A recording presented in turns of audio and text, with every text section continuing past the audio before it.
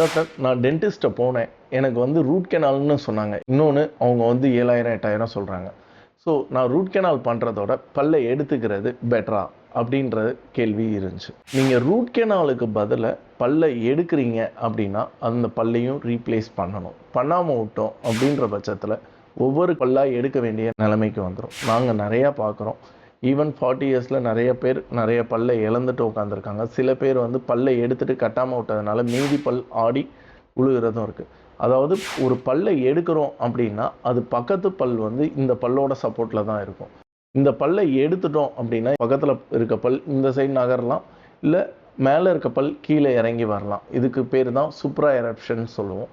So இது மாரி விஷயங்கள் நடக்கிறதுக்கான வாய்ப்பு இருக்கு. இது நடக்கும்போது என்ன ஆகும் அப்படின்னு பார்த்தீங்கன்னா, பற்களுக்கு இடையில சாப்பாடு மாட்டும். அதுக்கப்புறம் பக்கத்து பல்லையும் சொத்த வர்றதுக்கான வாய்ப்புகள் இருக்கு. அதுக்கு பல்ல காப்பாத்துறது பெட்டரான விஷயம்.